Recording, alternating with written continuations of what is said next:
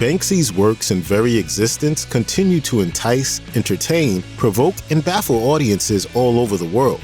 But who is he, and where did he come from? Here's a look at the untold truth of Banksy.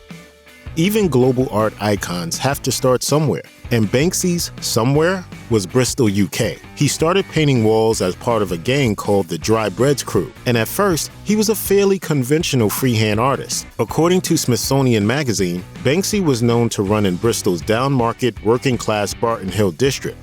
Though he actually hailed from a wealthier part of town himself, he has said that he found the area fairly intimidating, especially because his father once got beaten up there.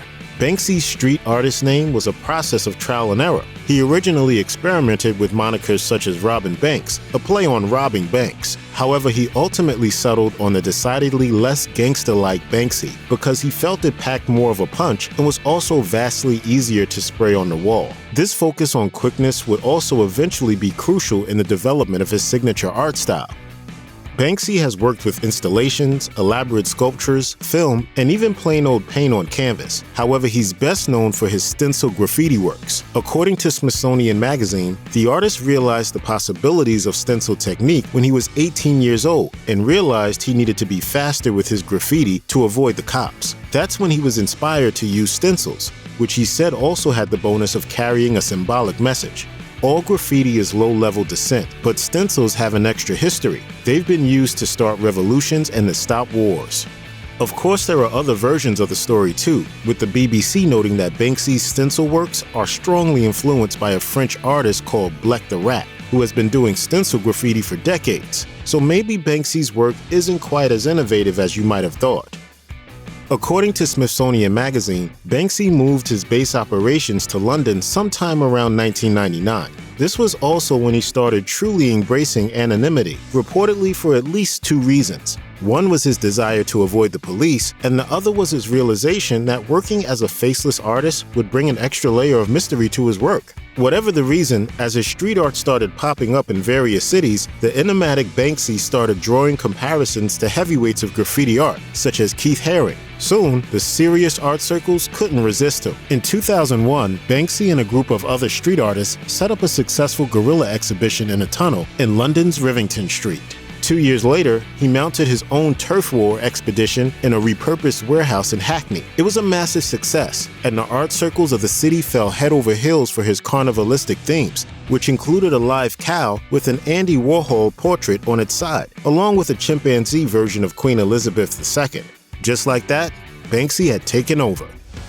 Banksy has also gained notoriety by smuggling his own artwork into high-profile museums. According to Smithsonian Magazine, he seems to have started the practice in 2003 when he snuck an oil painting called "Crime Watch UK Has Ruined the Countryside for All of Us" into Tate Britain.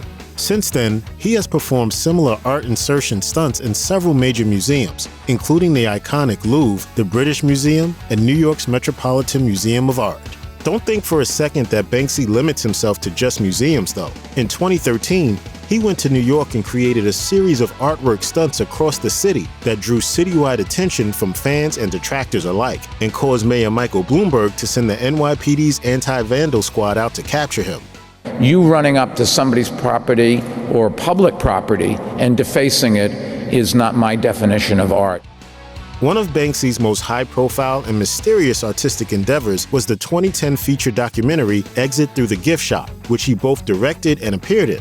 The film tells the story of Terry Mr. Brainwash Guetta, an amateur filmmaker who became obsessed with recording the nascent street art movement and some of its best-known names, including Banksy.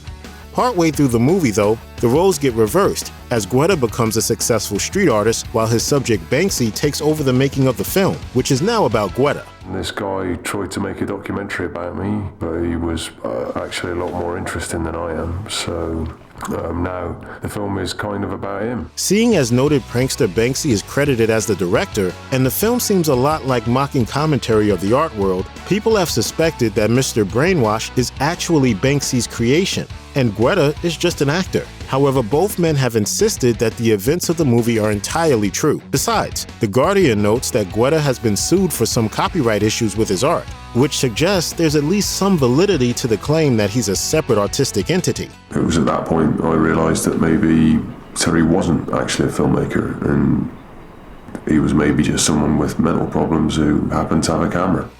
Banksy is known for using political themes in his art, and sometimes he brings his work to places where it delivers the maximum impact. In 2005, he traveled to the West Bank barrier, which separates Israel from Palestine. There he painted no less than 9 highly elaborate pieces on the Palestinian side of the barrier. Apart from artistic merit, this was pretty impressive because the area is heavily guarded and the pieces were rather large. All 9 had political overtones, with a connecting theme of searching for paradise. And according to Essential magazine, Banksy returned to the scene in 2017, when he opened the walled-off hotel, a very real hotel just by the barrier.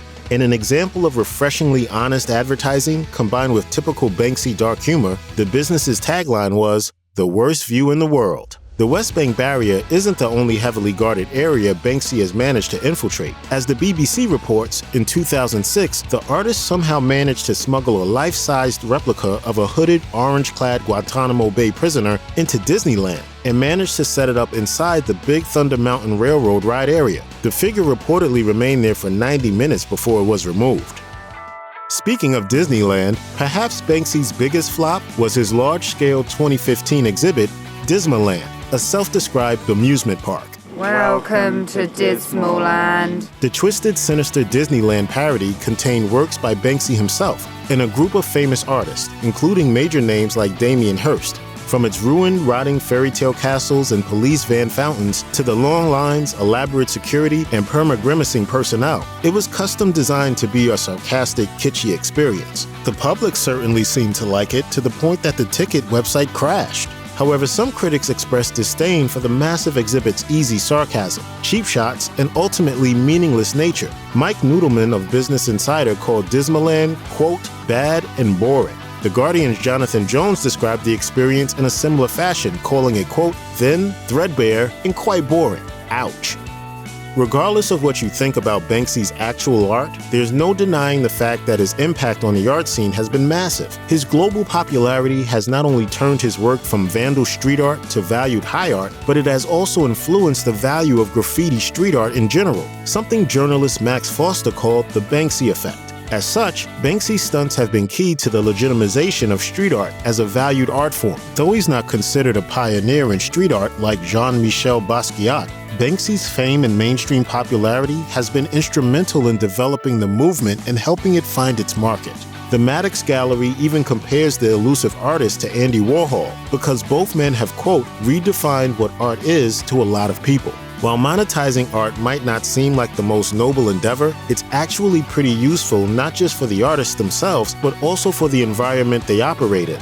For instance, Banksy's original stomping ground, Bristol, has benefited both culturally and economically from the fact that it's full of street art by one of the world's most famous artists. Not everyone likes Banksy, and the people who don't appreciate his art are often quick to make their opinions known. As such, his work is the subject of periodical backlashes and bouts of criticism. In 2009, The Telegraph reported that a protest group known as Appropriate Media defaced one of Banksy's earlier works to protest the fact that the artist was too, quote, middle class. And Banksy's month-long stunt-filled 2013 residency in New York City was a mixed bag plagued by vandals and detractors. Some Banksy critics like Alexander Adams of The Critic and Jonathan Jones of The Guardian have taken issue with the perceived lack of depth in the artist's work. Adams wrote, quote, how did such banality hoodwink so many people? While Jones has written that the overwhelming popularity of Banksy's famous Girl with Balloon is, quote, proof of our stupidity. Critics also point out the artist's wealth and fame, which doesn't seem to mesh too well with the anti-capitalist themes which are often present in his work.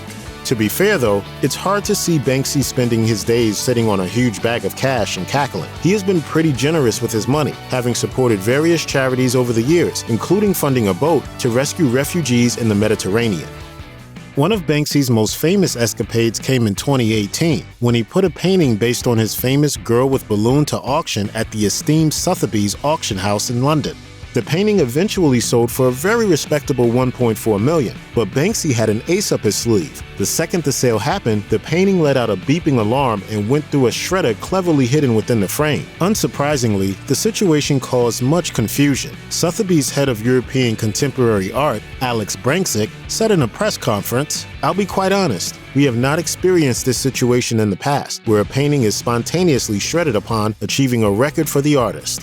According to Banksy, the shredding didn't go quite as planned, because the shredder stopped roughly halfway through the process instead of tearing through the entire piece. As such, the artwork known as Love is in the Bin still exists. What's more, Esquire estimates that thanks to the shredder incident, it's now probably worth as much as $2.8 million. So now that we've gone over all that, it's time for the big question everyone has been asking for years. Just who is Banksy? Well, that's a matter of intense speculation. There have been numerous suspects over the years, including exit through the gift shop star Terry Guetta, as well as artist Jamie Hewlett, and street artists Richard Pfeiffer and Paul Horner. And journalist Craig Williams thinks Banksy is actually a whole collective of artists using a single pseudonym. Williams believes that this collective is affiliated with the music group Massive Attack, as their tour dates have been known to coincide with new Banksy works in the area. And he's not alone. Many people think Banksy is actually Massive Attack member Robert 3D Del Naya. He's from Bristol and has collaborated with Banksy in the past, and was even a member of Banksy's street artist Dry Bread's crew. All of this has led some people to think that Banksy is just an alter ego of Del Naya, especially since a DJ by the name of Goldie once accidentally referred to Banksy as Rob during an interview. Still, Del Naya and Banksy both insist they are in fact separate people. And there's one other suspect that Rob Clue points to, a man named Robin Gunningham. Many of Gunningham's old school friends from Bristol have expressed their belief that Gunningham is Banksy, while a group of criminologists at Queen Mary University in London announced in 2016 that their research indicated a strong geographic link between Gunningham and over 140 Banksy works. It appears that neither Gunningham nor Banksy have ever publicly commented on this particular theory, but unlike Del Naya, it seems neither of them has debunked it either. For now though, Banksy's true identity remains a mystery, just the way he wants it. Check out one of our newest videos right here. Plus even more grunge videos about your favorite artists are coming soon. Subscribe to our YouTube channel and hit the bell so you don't miss a single one.